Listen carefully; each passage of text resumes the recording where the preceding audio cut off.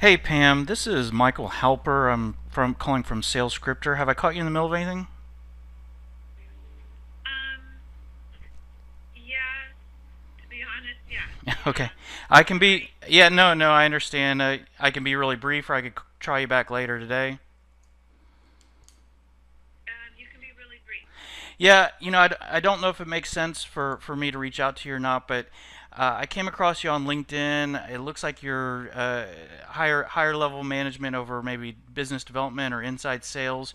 I work with people in that type of role, and I help them to get their inside sales staff or sales staff in general saying the right things, asking the right questions. So I know some leaders care about that. They want people saying the right stuff, and some leaders just they hire people based on personality and kind of throw them in there and see who succeeds. So I don't know which category you fall into, but that's kind of why I'm reaching out. I appreciate the call. Our market is a specific niche, and our questions are pretty technical. So I think we're probably good to go. Well, which that's the type of situation that's usually challenging. Do you think that the people that do you think your team is right on with asking the right questions? I mean, technical stuff can be, I do. yeah, and I do. you Yeah, use, we've got a great internal support. yeah. I mean, does it take a long time to get people ramped up and trained, or you're happy with that? No problems. No, we seem to be doing great, but thank you for the call. All right. Have a good one. Have a good day. All right, you too. So a little reflection there. I think that's actually a good call to kind of reflect on. So a couple things there. One, we got two different objections. So the first objection that we got out of the gate was that she was in the middle of something, right? So that was, and then I dealt with that objection by saying, I can be brief, or I could call you back later today. And she then said, well, be brief. The good thing there was that she was in the middle of something, right? So if I didn't really get her permission to continue, she would have started to get annoyed. When she said be brief, she gave me permission to continue. I just bought myself 2 minutes, and I used that 2 minutes to explain myself to her, why I was calling, and what situations I help with, and so I didn't really feel rushed in that situation, even knowing she said it really wasn't a good time. So that's one thing to really reflect on there. The other thing is then, so then I kind of explained. I really didn't explain my product. I explained the value that I offer, and she really headed in the direction of that she wasn't interested. Right? She didn't say I'm not interested in that exact words, but that was the direction she headed in. Um, well, actually, let me back up. Then the other thing that I did once I bought myself some time was I did a soft disqualify.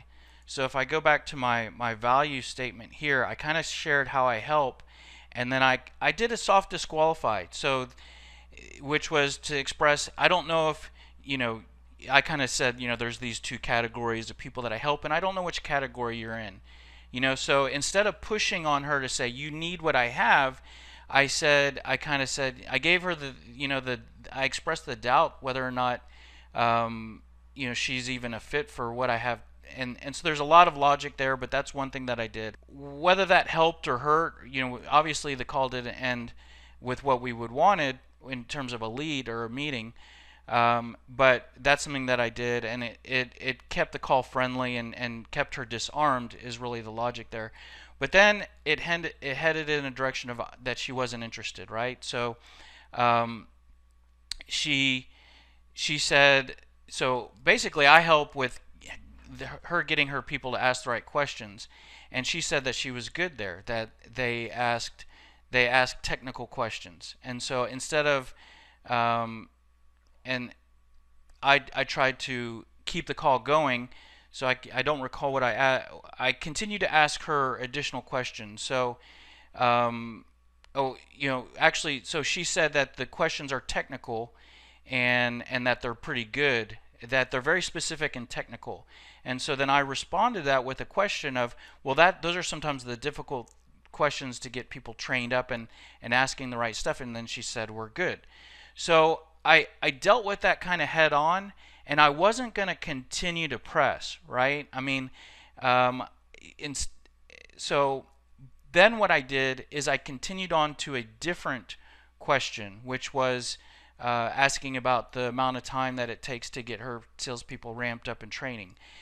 And she continued to say, we're pretty good there.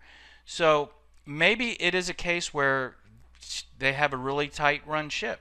You got to think about it in the situation of, if you're a doctor and you help people that are sick, you don't want to come talk to someone who's healthy, so you don't want to talk about the things that you do.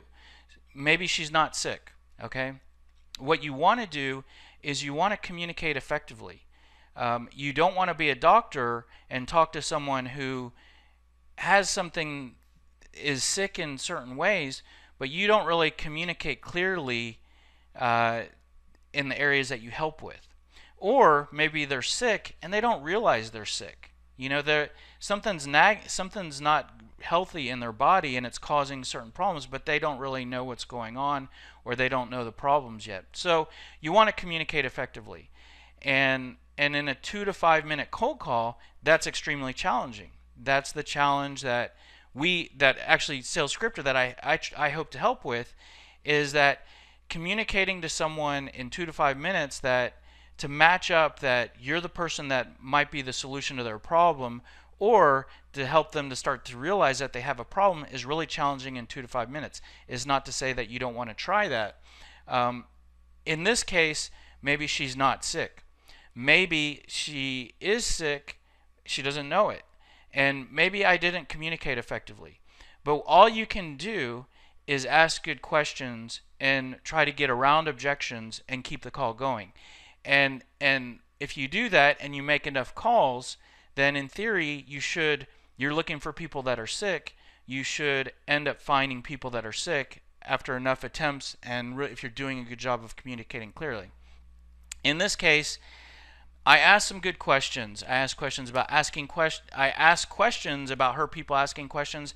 I asked questions about people getting ramped up, and she seemed really content. So maybe I did everything that I was supposed to, and she just wasn't qualified. Maybe there were different questions I could have asked.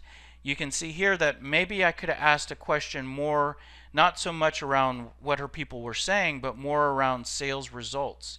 So are her people generating enough leads, getting into new accounts? Sometimes in high growth businesses, that's really important. And so, anyways, that's a little debrief, and let's make another call.